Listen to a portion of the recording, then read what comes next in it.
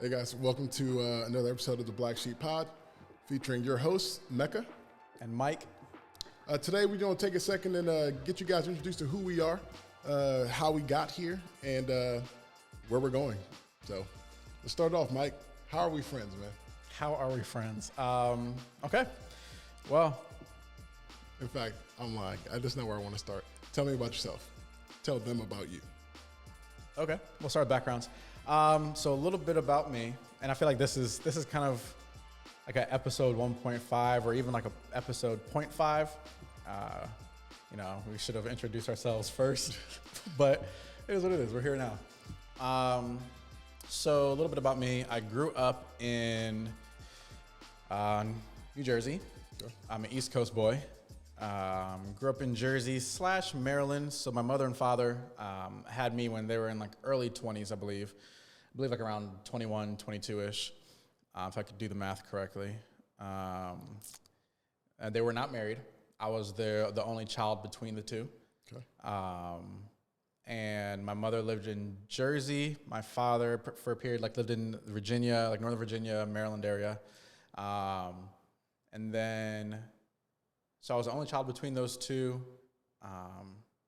They kind of split, went their separate ways. A few years in, they both had their own separate marriages. When I was around, I believe 5 or 6-ish, they both kind of got married to someone else, my stepmother and stepfather, and they began their families. And so all throughout my early childhood years, I remember very specifically going back and forth between the two parents,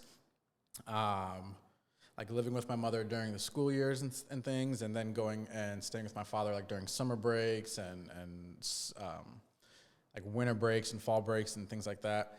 And it was tough, as a child, especially being an only child. It was kind of rough. I'll never forget. I remember meeting they would always drive, and we would meet kind of in Delaware because my father lived in Maryland, mom was in Jersey. Delaware was kind of a middle point, and it was one of those big, when you visit a state, when you're driving through on a highway, and it's now entering Oklahoma. Here's our. Yeah. It's those buildings that got the gas stations and the foods and things like that. Yeah, welcome to Delaware. Welcome centers and things like that. Yeah, I remember we would always meet there, and that's where little Mikey would get dropped off. I remember always getting a Cinnabon there. So low-key, I was kind of happy because Cinnabons smack. But yeah, that was kind of my early upbringing. How'd you get to Tulsa? That's a lot further down the road. Oh, I was going to go into a few more things. Go for it. Good Lord. Both families, they have children. I got half siblings on both sides, brothers and sisters, all about 9 years and on younger than me. So I'm the oldest by a pretty good amount. But yeah, lived with my mother up until my teenage years. Once I was a teenager, I went and lived with my father in Maryland. So it was one of those summers where I was staying with him, and I started to get pretty involved with sports. Also started to, I wasn't a knucklehead in school, but I was a class clown. I loved making people laugh. Bruh, we're both on a podcast called the Black Sheep Pod. You were probably a knucklehead. Go ahead. I thought you were going to agree with me that you were a class clown as well. Oh, absolutely. Right, exactly. Yeah, so I was saying we're one and the same. Yeah. So, I wasn't getting into trouble, but, teachers would be calling, Michael has so much more potential. He loves to goof off and stuff. I mean, if there's a word I've heard my entire life, it's Michael has potential. And I'm just all right, man. But yeah, so that started getting me in trouble. But my father said it, and I've realized it as I've worked with youth throughout the years, but as growing up as a teenage guy, you need a strong male figure in your life, someone who you can connect to and respect and all of that. And my stepfather, he was there with my mother when I lived with her and stuff, but I wasn't as close with him as I was my real father. And so right when I was around 16, I believe, I was with my father one summer, and at the end of the summer I was hey, what do you think about just living here and getting more serious with sports and stuff? And so, yeah, I knew. Hold on, so 16 is when you went to go live with your dad? Yeah, it was actually going into 7th grade. I don't know how old you are when you're going into 7th grade. Not 16. Okay. Let's go 15 or 14 then. Probably a little bit low, yeah. Yeah, somewhere around there, man. Look, teenage years. I don't know why 16 just sounded good. Yo, you 16 in the 7th grade. You can't. Oh, I'm not dumb, y'all. For those listening, I swear I never got held back or anything like that. But yeah, I mean, I went and lived with him in Maryland. That was more a like churchy environment, living with my father. That's when I started going to church, like consistently, and youth group and all that kind of stuff. Then I went to college for a year in Virginia and played basketball at like a small D3 school. I was going to ask what your sports of choice were. Back then, sports of choice were basketball. Just basketball. Yeah, that's literally all I played. I mean, everyone, if you know me now, I play any sport under the sun. But yeah, I mean, like high school years and stuff. Back then, times are different because now it's like you want to play 2 or 3 sports to kind of not so much get noticed, but like be real well-rounded. But back then, it was like you're focusing on one sport all year round. There's AAU. When you're not in season, summer ball is just as important. So yeah, basketball was my sport. And I went to college for a year and played. That's when I was a knucklehead. That's when I was skipping class. I mean, so that was my first real taste of freedom in the sense of not having someone constantly around who can kind of like keep you in check or whatever. Because I was what? No, go ahead. I was gonna say I was like free. Like my parents weren't ever like overbearing or anything like that, or didn't let me do things I didn't want to do. Of course, they wouldn't let me do things that were like detrimental for me in high school and stuff. But like, yeah, getting out in college, I went to college in Virginia, about 4 or 5 hours away from where I lived. So I was free, but not like too free. Like they could check in. They would come to my games and things like that. So I know you're a knuckle, but are you a rule follower? Did you follow like rules at home and stuff? Yes, because I grew up with a black mom. My stepmom was black too, and my mom was Jamaican, so like. And for people, and your dad is? My dad's a short, bald white guy. Okay. So yeah. Just in case anyone's listening, they can't see that you're light skinned. Right. So. Yeah, no, I grew up with a Jamaican mom, and I remember getting beat as a kid. Like, nowadays, it's when I hear the crowd that says, "Oh, don't beat your children" and things like that, or spankings are awful, or you're just perpetuating this awful system. Like, I don't know. I got spanked, and my parents didn't get that memo. Right? Yeah. Well, none of my parents did growing up. I feel like it's a fairly new thing. Especially in like the black culture and stuff. That memo is not reaching the black culture. You ain't calling nobody. Ain't nobody coming for help. Right. So yeah, I remember getting whooped as a kid and stuff. But honestly, like I'm thankful for it because it kept me in line. Yeah. I knew like I could act out a little bit, but I couldn't act out too much because if I was going home, there was going to be either a shoe or a stick or a hanger or something waiting for me. Hangers. What was the hangers? Hangers all day long. Hangers. Switch. I was gonna say, what was the worst object, or the worst? Yeah, like what's the object that you remember the most? So I'm gonna tell you this wild ass story here. Hangers were regular. The worst.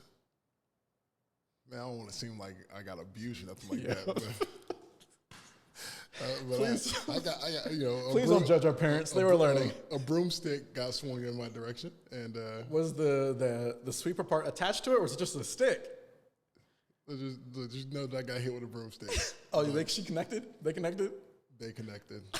Elbow, crying, but that's the one that sticks out the most. Oh, you got popped in your elbow. Because I was trying to block the thing.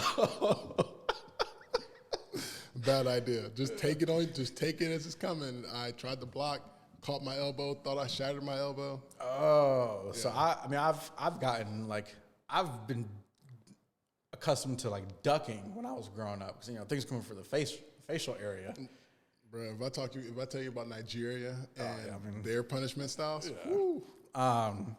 One of the wildest stories, and my mom will end up watching this or listening to this and figure out that she got played. But one of my wildest stories was my mom. I was doing something, probably in school. Came home and she was threatening to whoop my ass and. I think I started crying, and I was probably 12 or 13 or 16. I wasn't 16. And she was threatening. She's like, do you want me to whoop you? Kind of like threatening me with it. And I was like, you know what? I hit the meanest reverse psychology I've ever hit in my life. And I was like, you know what? No, I'll just do it myself. And I was like crying. Oh my God. I don't know if I had a shoe in my hand or something, but I was like threatening, like, no, I'll do it myself. You're just sitting there hitting yourself? I'll whip myself. No, I didn't start hitting myself, but I was threatening it. And I remember not getting whooped that night because I think I kind of like she was taken aback and she didn't really know how to respond to that. I mean, as a parent, how do you respond to your child when you're about to punish them and you're like, you know what? I'll just beat myself or spank myself. Oh. Okay, my child is dumb.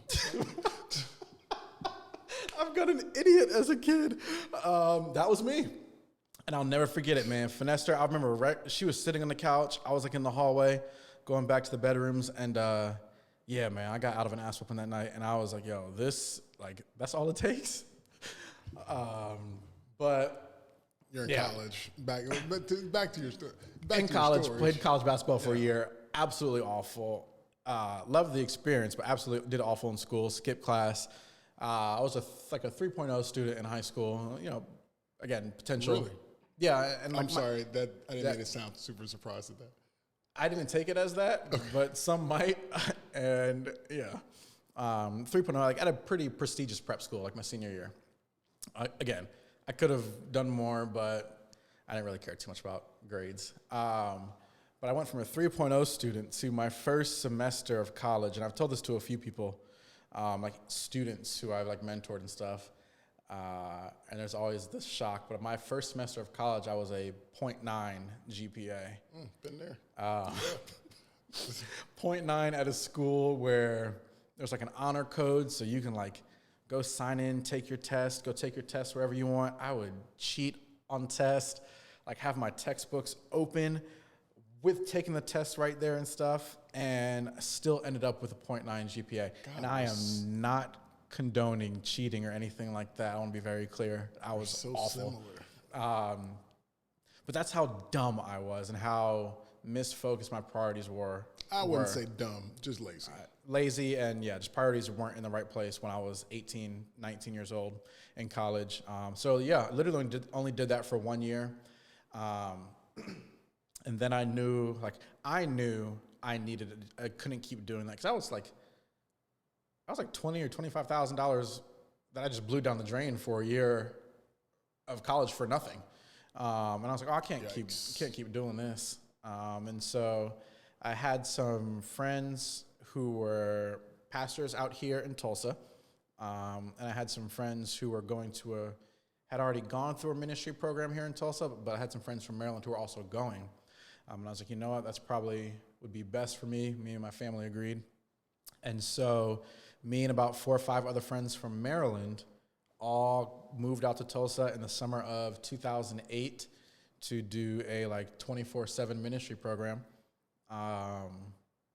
here in Tulsa. And I mean, that was the first time I had ever seen Tulsa. First time I ever even really heard of Tulsa was actually moving here, which is pretty wild. And yeah, I mean, the rest is kind of history. I've ended up staying, and it's been, 13 years now. Since 2008. So that's kind of how I ended up out here. So I will turn the question over to you now. Give us a brief summary of after that, it won't be brief, but it'll be a summary. My bad. We had 10 minutes. I used 8 of them. So I guess I wasn't sure how far back I was going to go, but I'll just say birth. We're going back to birth. Okay, I was born in D.C. That is basically... Wait, in the city limits of D.C. or DMV area? No, D.C. I was born in D.C. All right. And then I live from Silver Spring. Okay. So then after, I was there for 8 years, my parents didn't want me to be, me and my sisters, they didn't really want us to be in that environment because it was super busy and stuff. Mm-hmm. So they sent us one summer to go live in Denver with family. I've never known this. So me and my sisters flew to Denver, spent a summer in Denver while they were looking for where we were going to move. And we never went back to D.C. So from Denver, we catch a flight to Georgia. They're like, all right, we live in Georgia now. It's like, oh, okay. And Georgia was great because Georgia was a lot quieter. So I was 8 when I moved to Georgia. And this is my first time being able to really do stuff, going out with friends and sleepovers and stuff like that. Never really could do that in DC because my parents just didn't trust stuff. So then... Well, and plus you were younger than 8 years old, so... Oh, that's true. But yeah, that's true. They weren't going to let us do it. My parents were stricter when we were in DC. And then when I got to Georgia, they just trusted the fact that Southern hospitality, things like that. And it was a lot quieter scene. So then that should have worked out in our favor, but me being me, giving me a little bit space. Are your sisters younger than you or older than you? Younger. So my sisters, I have 2 younger sisters that are right behind me. So you're the oldest of 3 siblings. Yes, we look like twins, triplets. Yeah. They share my face. I mean, we're really right after each other. So I'm 33, my sister's 32, and my youngest sister will be 31 in a week. I say I wasn't that confident to start listing my siblings' ages because I've got 5. You struggled on your youngest. Hey, look, but I'm proud of your confidence because I was not that confident to list off ages. At this point, people don't know. I'm like, my sister's 1, 2, 3, 4. Y'all don't know. But yeah, so we were really close. But growing up in Georgia, I had, as I started to get older, I just got involved in different stuff, wrong friends, people, having a good time. When I was 12, I got arrested. Okay. That escalated quickly. Just got in trouble with stealing some stuff, and cops got called, and then I had a court date. And to my understanding, I was on probation, as a kid. You should have hit that judge with the reverse psychology. Hey, judge. In fact, I'll just lock myself up. I'll drown myself. Look, man, it could have worked. Man, and to give some backstory, my parents are Nigerian. My mom, my dad came over here from Nigeria, and they'd always So we both got some immigrants for parents. Yes. And from countries where, I don't know where, but go on. They've always talked about us, like, going to Nigeria, and it's never happened. I got in trouble. This was in 2001, right after 9/11. And which, I mean, man, when this episode comes out, it might be like an anniversary, 20-year anniversary. Goodness. I got in trouble that October-ish, and I was on a flight to Nigeria that November. And so there's an urban legend in, like, African American households that, hey, act up, you don't get sent back to the motherland. And I tell kids today, I'm like, yo, it's not so urban-y and it's not so legendy either. It's a real deal. Holy. So they Fresh Prince to you. Absolutely. Moving with your auntie and uncle in Nigeria. In Nigeria, absolutely. Never met them before. Oh crap. Didn't know my parents speak Igbo in the house, but I could understand a little bit, but I couldn't speak it. And so now I'm in this new culture, new people, and I thought that I was going to be there for 2 months. I packed very lightly. And I thought I was going to be there for 1 month. I'm saying 1 month. I actually thought I was going to be there for 2 weeks. And then as things kind of progressed, my parents kind of just let me know, like, forgot about you. You go ahead and enjoy the time that you're going to be out there. Oh, is you again? So then that ended up turning into a 2.5-year stay.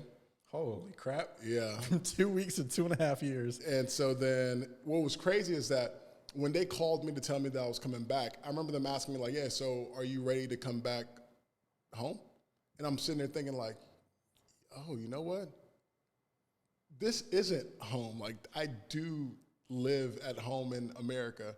So I was like, yeah, like, let's run it. So I came back here, went to school. So How old were you when you came back? 15. Okay. So when I came back, they sent me there to get some act right.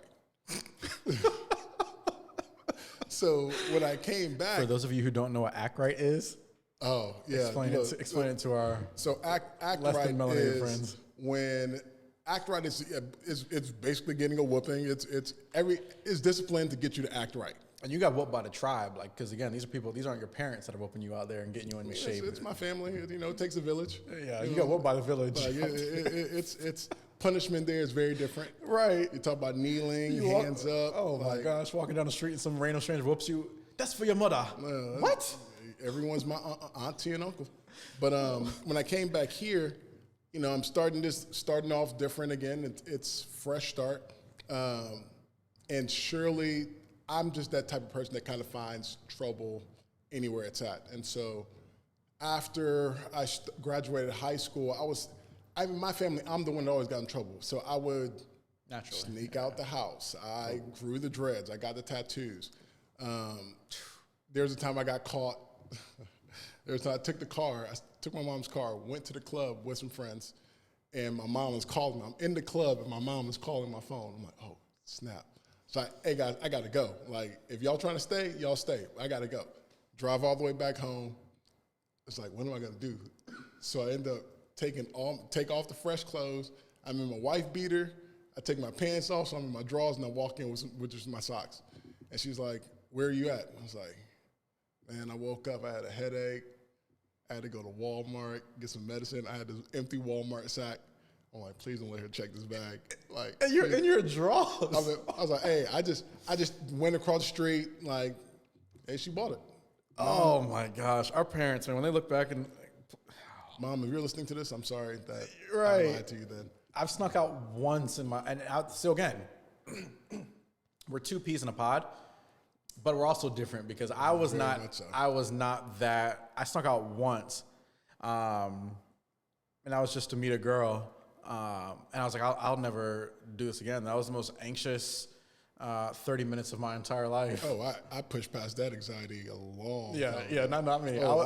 Look, I'm brazen. I'm there sweating the entire time. I'm like, you know what? I'm never doing this again. So, yeah, snuck out once, and it was never again for me. No, I was brazen. Out the window, out the back, out the front, calling my sisters like, hey, can you turn the alarm off? I did do the tattoo without their permission, and that was actually my first year of college, and that got me in trouble. Man. All of it. So then I ended up graduating, same thing, very similar to you. Graduated with 3.0. Oh, really? Yeah. Hey, chill out. 3.0 GPA. Was at a community college in Georgia and was like applying to different schools, and I really was going to play football. That's what I really wanted to do. And I applied to 7 different schools, and one of them being Oral Roberts University because my parents wanted me to. Not me. Because Oral Roberts did not have a football team. Because Oral Roberts is in the middle of nowhere. Right. I didn't know anything about. But I'm saying you applied there not wanting to because they didn't have a football team. Like, I wish that was one of the reasons. But yeah, for ORU is a Christian college here in Tulsa, and when I looked them up online, it just had all these different rules, and it just didn't seem like a place for me to be at. Yeah. But we put in the application, and they call. We'd love to have you. I was so upset. That's what you tell them. Y'all, this was for fun. I was so upset. They called me on a Sunday. I was just playing some football with my boys. I get a call, tells me I'm accepted. We go out to eat. They're asking me why I'm so down. And I'm like, I just got accepted into college. And they're like, wait, what? Congratulations. I'm like, no, you don't get it. Like, it's in Oklahoma. And they're like, all right, well, don't go. And I'm like, no, you don't get it. There's no way that I'm going to be able to tell my parents that I got accepted into this college that they've wanted me to go to, and they not make me try a semester. Oh, you should have lied. That's one thing I was doing. I was a little bit of a white liar when I was. You know where I did lie on? I lied on my application, and they still accepted me. Like, yeah, because I know the application, and I know your upbringing. Man, so the next week, so very similar to like when I left for Nigeria, I got in trouble. Very soon on a plane to Nigeria, I got this call, and the next week my parents drove me out here, and I started I started school at Oral Roberts and failed a lot of classes, racked up a lot of expensive Fs. It's very similar to you. Look at us now. Look at us. Look, hey, anything is possible. I transferred from ORU to a community college here where I racked up some cheaper Fs. It was just not school. It was just not a thing for me. But during the time that I was at ORU, I ended up meeting a guy who knew a coach for a semi-pro team out here for football. And he I told him that I've been wanting to play, so he gave me a number. I called, I tried out, made this team. And this, for me, was my thing that I was going to use to kind of make my parents and my sisters proud, because school was not that for me. So when they would call and ask me about school, I'd lie. But now when I had football, I had I puffed my chest out, because it was like, I'm doing something. So first year, won a championship, and the next year was trying to do the same thing. And unfortunately, I made a tackle in the game, and I broke my neck in a football game and was paralyzed from my chest down.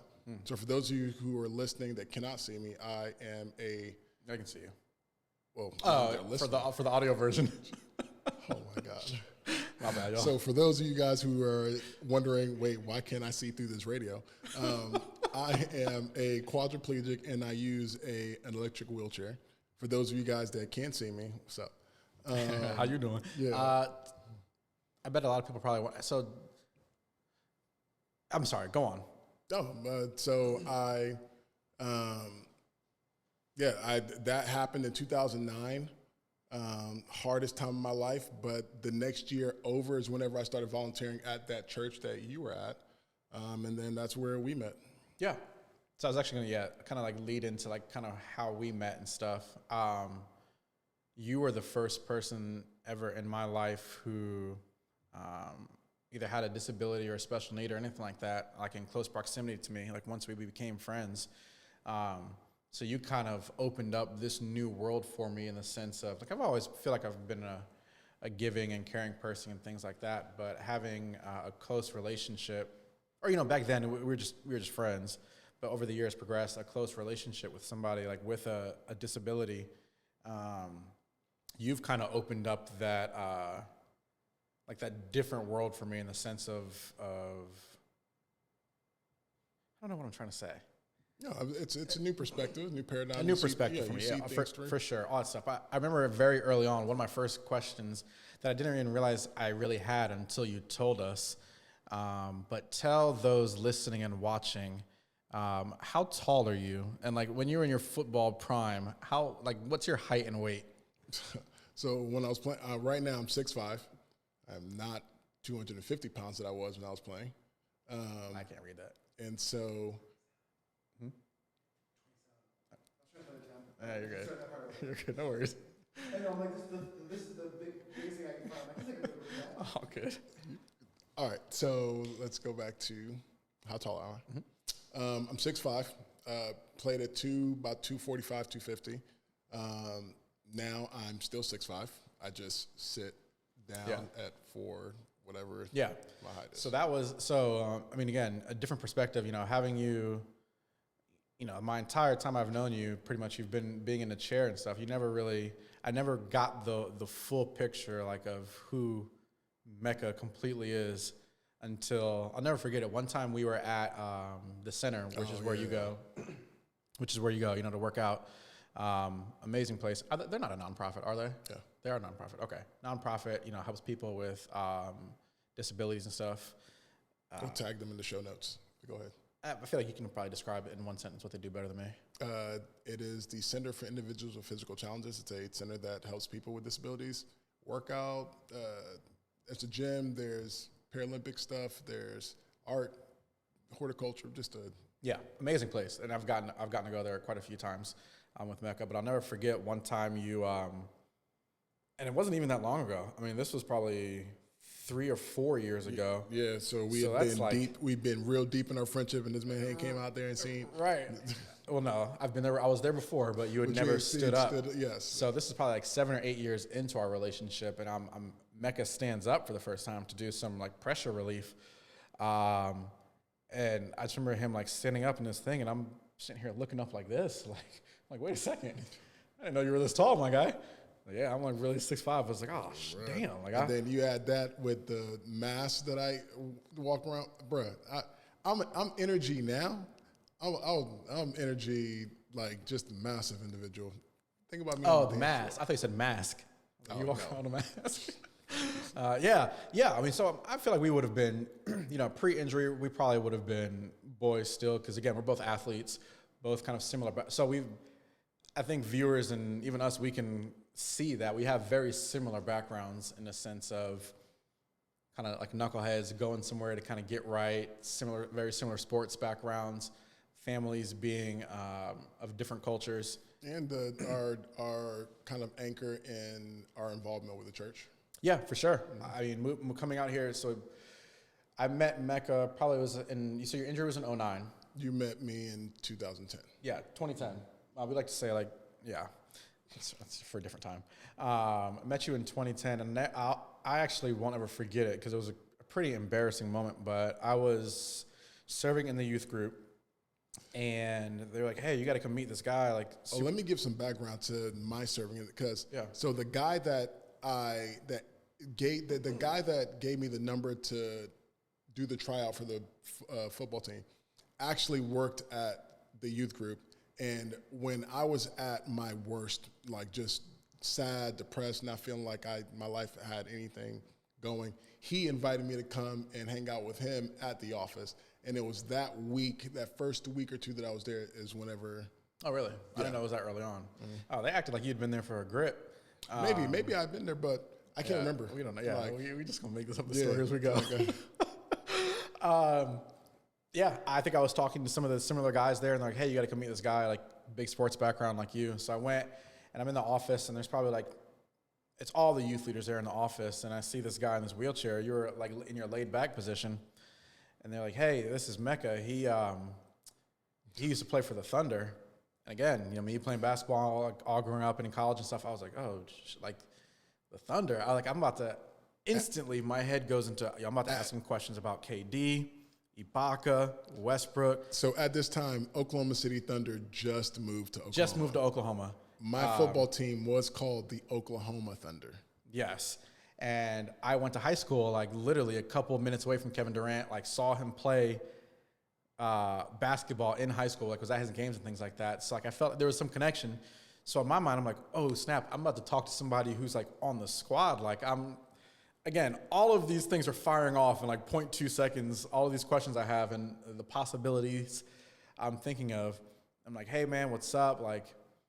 Thunder player, that's super dope. And I think I might have even asked you a basketball question. You definitely asked me basketball questions. I asked him a basketball question, and then the air kind of left the room, and they were like, oh, nah, he plays for the Oklahoma Thunder. I said, wait, so there's no city in there? Yeah, the Oklahoma Thunder. He plays football, and I'm just like, and I felt it. I felt it instantly. We're sitting there vibing, and I could tell that he's engaged because there's something that he's trying to get from me. And then when he realized that I'm not the one that has it, I couldn't give a shit less, man. Interest is gone. I was like, oh, this dude ain't nothing to me, man. Who is this? I couldn't care. Because, football and basketball players, again, we all kind of, understood each other, but at the same time, there was always kind of a little bit of a rivalry all throughout, Man, I still remember being in that office, and it's like, oh. Yeah, I didn't care. I was like, oh, cool, man, that's dope. I see you got hurt. Praying for you, dude. All right, I guess I'll see you guys later. Yeah. All right. But no, really from there, yeah, that was in 2010, we're going to say, for viewing purposes. But, yeah, since then, we've been super involved. So that was at a point where we were super involved in the church here, both serving. We were probably, at the height and at the peak of it, we were probably serving. Me so more in particular because I was involved, with that ministry program I was in, serving three. I was just trying to get my life. I thought you were gonna say something else. And okay, I thought you were gonna say you were trying to get some girls or something like that. I was trying to get girls at the same time too, but at the same time, trying to get my life together. But yeah, speaking of that, I feel like this is pretty relevant in the sense of I'm nervous. So that moment is when we first met, but that's not when we became friends.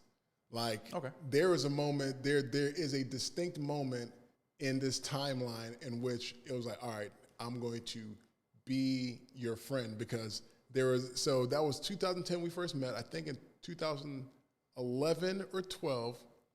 We were both going to the same young adults group. Yep. It was after same young adults group.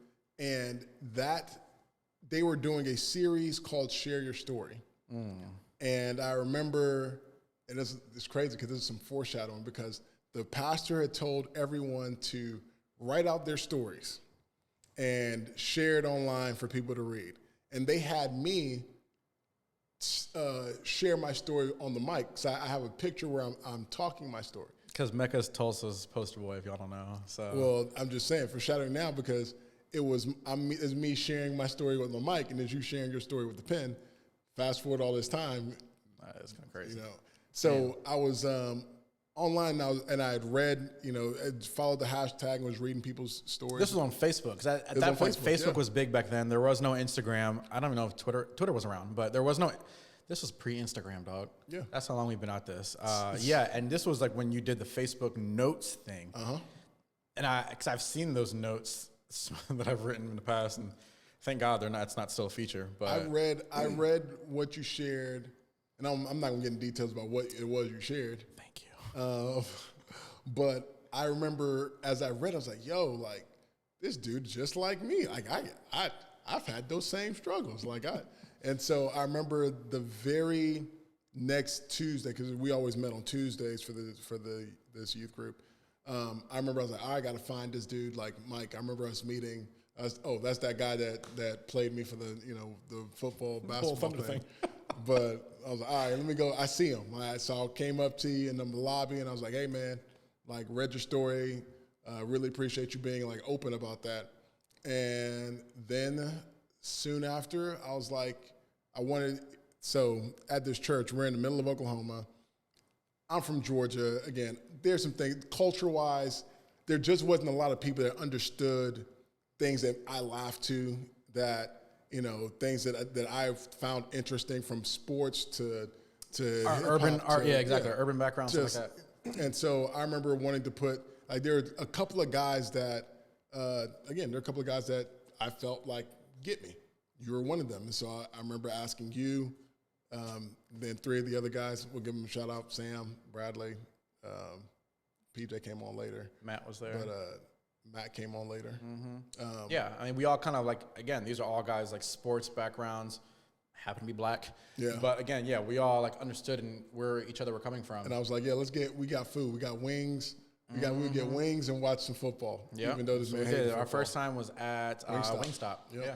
And we called those board meetings. Board meetings. Yep. So we called it the boardroom before Kevin Durant had his own boardroom. So then we tried to make a regular meeting where we get together, talk about the latest stuff, check in on each other, and that is, now you can say the rest is history. Yeah, no, for sure. I mean, our connection, it was so.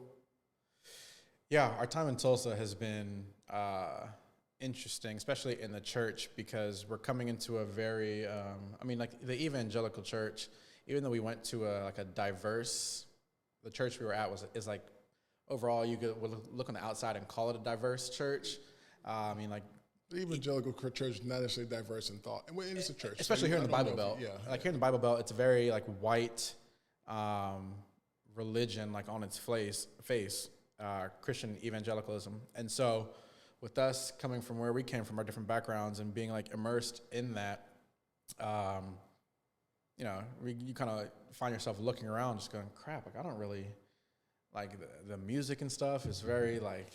Bro, so I'll tell you this, it was from where I was at, the church, like this particular church that we were at, like was a godsend for me. Mm-hmm. There was a need that I had that they met. There was a need for community.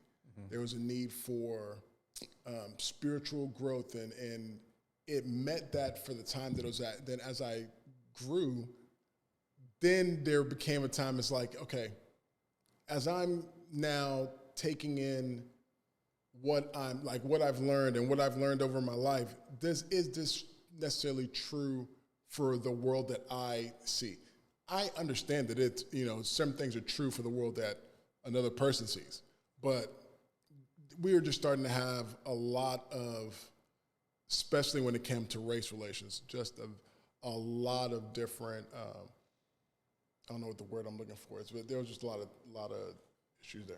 Yeah, we, and I would agree. I'm thankful for I'm thankful for my time there at the church and the relationships that came from it. Yeah, I am not. I'm a believer that there's certain, what doesn't kill you makes you stronger. I understand that statement for sure. I also think sometimes there are things that you don't necessarily have to walk through in life. Like there are some lessons that you don't need to learn through your own personal experience. I can look at someone else's experience and say, you know what? That's a lesson I don't need to learn by going through that. Oh, yeah. I can learn that 100% by looking at you and your experience. So I would say there are some lessons, or there are some trials that I went through at the church where I was like, you know what? I would have been better off not going through that. And a lot of those were self-inflicted for sure, yeah. And so I don't want to say I have regrets, but I'm just like, man, there are certain things that I wish I would have done differently. But church hurt too is like a real thing. There's a big thing, and it's a big part of what's gotten me to where I am now. I mean, like you said, kind of right around 2016 and before even the elections of 2016, Trump and Hillary started running against each other and throwing barbs and stuff back and forth. Even before, where it started to turn for me with the church here in town and just evangelicals as a whole. It's probably the same timeline. But go ahead. Oh no, for sure it is, because we talked about it all the time. I remember. I think I know exactly where you're going. Was a lot of 2016 was a pivotal time where a lot of unarmed black men were being killed by police officers all over the country, and it was being recorded, and it was being, we're witnessing murders on TV once a month. A new hashtag's added, and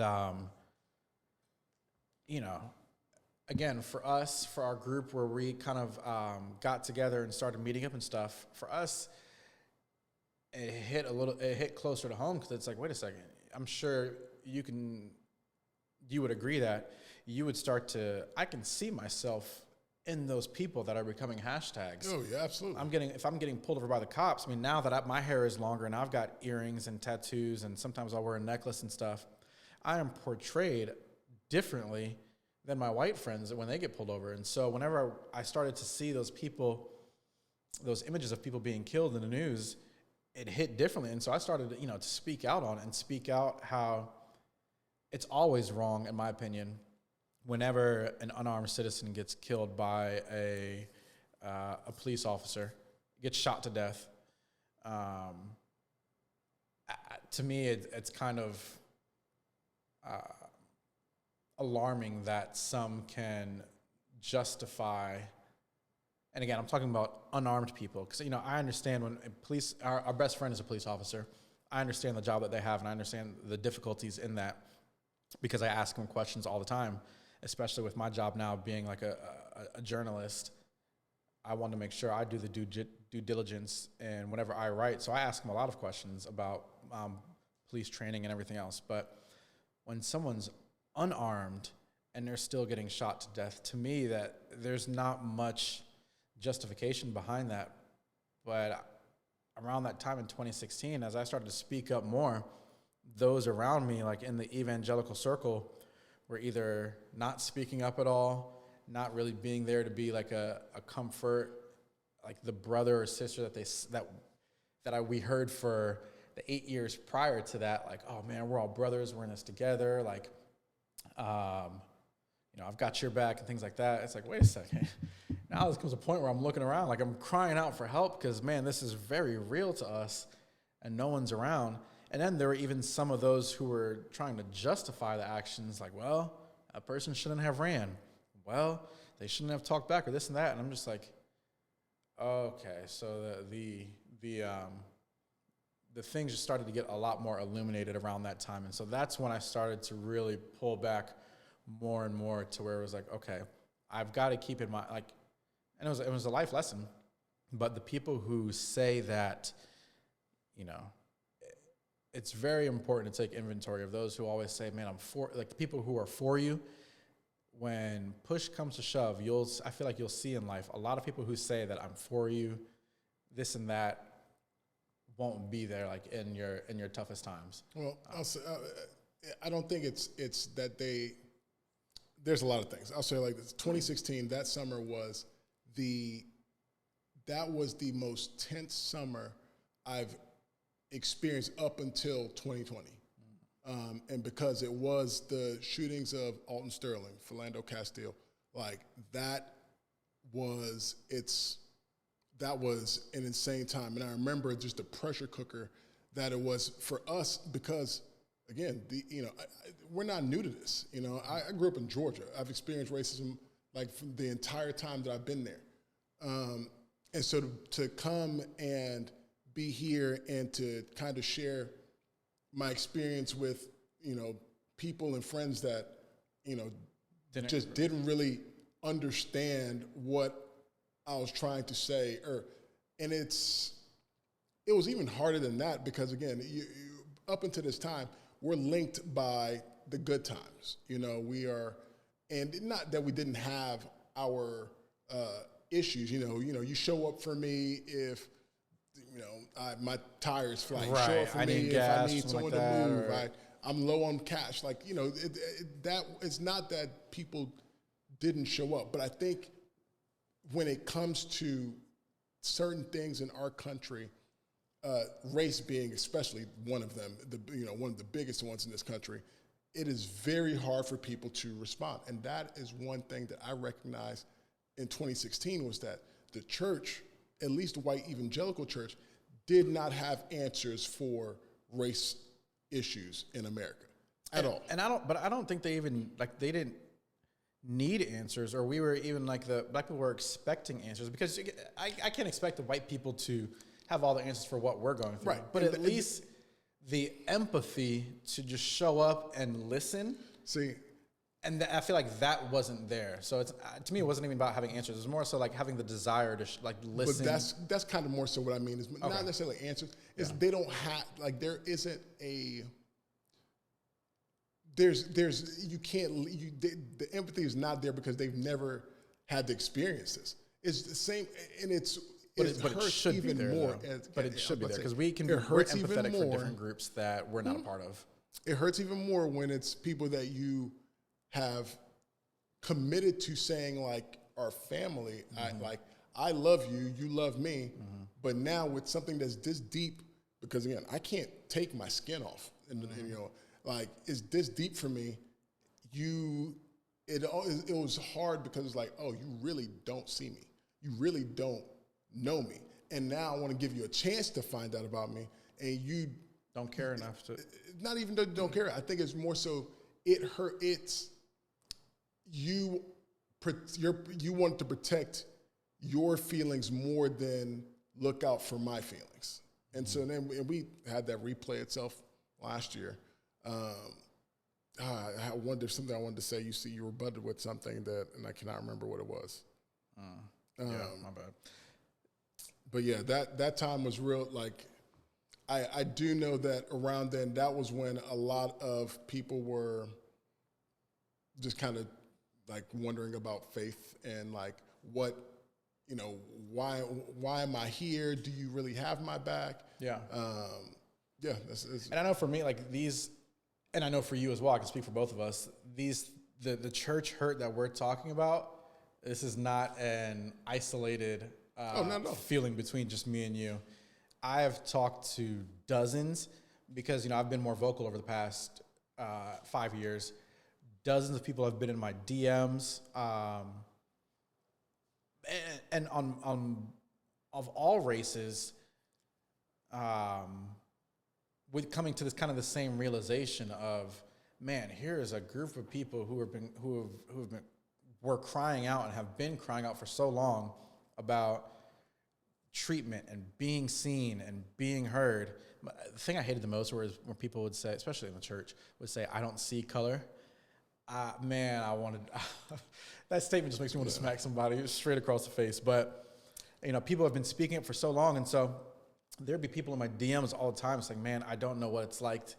I'm a white person, or I'm Asian, I'm a female, I'm this, I'm that. I'm not the particular group of people that you're speaking up about, but I want to help or help me understand, help me know what y'all are going through. How can I be an ally?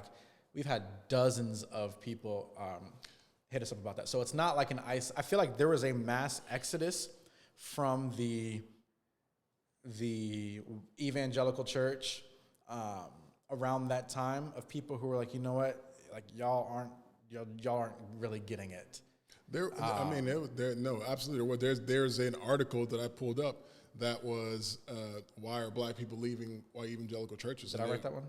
No, New York Times. Okay, but soon come, because I did write an article about that, because I mean, so again, like this is not just a me and you thing. This is we're speaking for a lot of people. You know, one of the things I love, like human relations. So I don't think that I understood as much back then to understand the different nuances that were happening, because it's, again, and a lot of people don't understand the nuance between what happens between humans, where it's like, okay, I'm not understanding how you don't understand what I clearly understand. How can how are you not listening to me when I'm trying to tell you my experience? You're telling me you don't understand my experience. I'm trying to explain my experience to you, and you're still not listening. Mm-hmm. And the craziest thing is, like, now, as a person with a disability, when I speak out about race issues, I talk about disability issues, because sometimes it helps people understand. Because race is one of those things, it's crazy to me that a group of individuals will tell me that, like, I don't know what I'm talking about when it comes to what, like, other people are going. You're not oppressed. You're not looked down upon. You're not treated differently. Yeah, but those same people would, if I said, so, can you tell me about what life is like living with disability? They'd be like, no, absolutely not. But then you want to tell me what life is like living as a black person, right? Like that's where we at. Yeah. So as we, I mean, of course, as of color, excuse me, because it's not just black people. Yeah, for you, correct. As we go through this show and this shows, I feel like this is probably gonna be something that's gonna be maybe not. I don't want to say reoccurring theme, because it's not in the sense of like we're gonna keep like bashing up on this, but like this is a large part of something like where we are now. I mean, there was kind of a, you hear the term a lot. I was deconstructing my faith. I think a lot of people have gone through that during the past 5 years, since 2016, of their almost like deconstruction of what they were taught to believe, what they were taught that like evangelicalism stood for, and a lot of people have over the past few years like just realized like that's not what I want to align myself with. And I mean, for me, I'll speak very candidly. For me, like there's a lot of people in the evangelical faith, either like worship leaders, like very prominent white figures who have either cried oppression over the past 5 years, or acted like woe is me, whether it's with mask mandates or things like that. And for me, I do not want to align with that. Like there have been times where I've been embarrassed to tell other people like that when we meet for the first time that, yeah, I'm Christian, because it's around the time when Christians are crying that they're the only religion being oppressed because churches were closed for a couple of weeks when the pandemic happened in 2020. Okay. And to me, it's like, it wasn't just Christian churches. It was churches, it was mosques. It was, what is the Jewish? Synagogues. It was everything. So it wasn't just, we're not being oppressed just because we're Christians. And so like there are different times throughout the past 5 years where I've been embarrassed to say that I'm Christian. So I mostly have just stuck to like Jesus follower. But there are Christians that are listening to this right now that are judging you right now. And oh my God, you're embarrassed of your faith? Right. And honestly, it's like, no, I'm not embarrassed of my faith. I'm embarrassed of those who are claiming to represent Jesus. Ooh, that's a bar.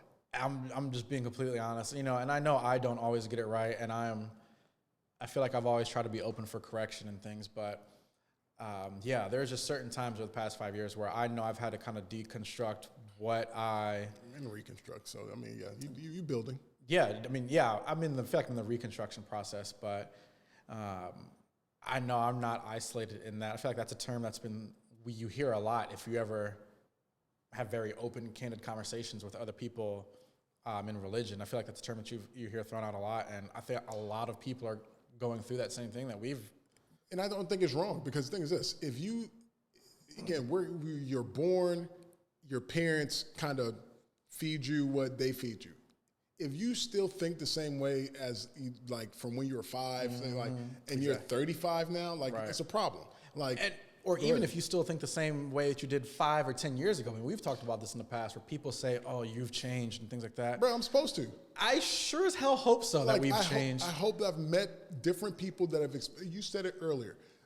After my injury, us meeting opened you up to a whole new perspective. Exactly. So you see the world not differently. You see the world much more clear because you see another perspective of a lived experience. Exactly. And I feel like a lot of people don't get enough lived experience. People don't get enough lived experience, but they also don't get enough shared experience. They don't put themselves, and they don't expose themselves to enough people that have different experiences than themselves. Yeah. And so with that, I'll also say that I understand, and we understand, that the world is bigger than our experience. We're talking about our experience within one evangelical church. The world is bigger than that. The United States is bigger than that. The world is bigger than that. We get it, okay? But this is our podcast, and we're talking about our experience. So if you don't like it, change the channel. Go ahead and find somebody else. But yeah, I mean, so that's where I feel like we currently are. That's where a lot of our friends are. But man, I mean, it's allowed us to kind of, I feel like, grow closer. The friends who are kind of walking down that similar path. There's been a much more, I feel like my relationships with those people have gotten stronger because it's a lot more candid and deep conversations talking about like church hurt. I mean, that's a big thing. And even people who aren't even involved in a church. I mean, we've been a part of programs together here where people wouldn't call themselves religious or don't want anything to do with church as a whole. It's because of church hurt they've had decades ago in the past, whether they're gay and the church has excommunicated them because they're gay or different things like that. We have those friendships. And so like even opening up to those people and hearing their stories from their church hurt and realizing like, man, okay, like this is an issue that the church as a whole, and not even just the evangelical church, but the Christianity as a whole, I think this is a topic that I feel like they need to address and put forth a better effort at realizing that, religion, when done wrongly, you are going to hurt more people than you help. Oh, on a very, very deep level that sometimes is almost irreversible. Right. But you still should be doing what you can to try and heal that hurt that you've created and stuff. And so that's where I feel like a big part of, that's where I feel like we've been, I can, speak for us together. Like that's where we've been whenever we meet people either outside of the church who have had church hurt or something. It's like, man, okay, what can we do to kind of like mend that wound? And maybe not all Christians that you meet were like those that hurt you in the past, or, we're not all crazy. We're not all, I don't know. One of the I know for a fact that when I meet people, I just want to love people. And so when I want people to see God in me and through not through my words. Mm-hmm. Like I want you to feel it through my energy and how I approach people, how I view the world. And so that to me is the best way that I can represent God is showing him through love. And like, I really don't give a shit who you are, or like, I just love people. Wow, you really just said show God and shit in the same sentence. It's okay. Those same Christians that judge me are going to be judging you. Oh, damn. Y'all follow long enough. There's going to be a lot of shit you're going to judge me for. Yeah, I mean, we're not perfect, but again, we're just trying to do our part here. And part of that is with this podcast. Hopefully in the future we'll have some pretty strong guests some of which even maybe from the religious community who can and speak on that church hurt. But we're just trying to do our part to. You about to say something? Oh, I was waiting. My bad. No, like I was trying to catch the. I'm throwing it out there. We're just trying to do our part to make the world a better place. Leave it better than we left it for sure. So I'm gonna say that with this episode we just kind of wanted to go in a little bit about who we are. We kind of went a little bit deeper than I expect us to go with like our background and stuff. But all of that has brought us to this point where we are here to serve people. We serve our community, and again, when it comes to what this show is going to be about, I really just think that we're just bringing our own perspectives on, again, being people that have been on the outside, found our voices on the outside, and now we're just trying to share how we see the world. Yeah, facts. So appreciate you guys tuning in and follow along with us. If you haven't already, we're on Twitter, Facebook, and Instagram and YouTube, as well as Apple Podcasts and Spotify. So any or all of those platforms, if you really love us, definitely drop a follow or a subscription. And yeah, that way you can stay up to date. So we appreciate you guys. And one more thing, I'll just say this too. Please leave comments, questions. We'll get to those and answer those as we get to them. Will we? He will. Oh, man. So, all right. We appreciate you guys tuning along. We will actually, can we give a little bit of a preview? Because the next episode is probably going to be pretty. So this is one of those things where he's trying to hand the baton off, and I have no idea what he's handing off to. I mean, the next episode, it's September 6th right now. Yeah. If we're doing this bi-weekly, the next episode is going to be. You didn't have to say the date right now, but. I didn't actually. The next couple of weeks are going to be interesting for us. Because of my fantasy football team? The next time y'all see us, it's going to be a surprise. Yeah, it's a surprise. That's what I was saying. Oh, I didn't know. I didn't know what you were talking about. But then you came in very hard at the end there as if you did. Because I was like, no. Chill. My bad. I was trying to give a teaser, but the next time y'all see us, it might be a surprise, okay? It might or might not. Who knows? Just follow along. Yeah, so we appreciate you guys. We look forward to talking to y'all later. All right? Peace.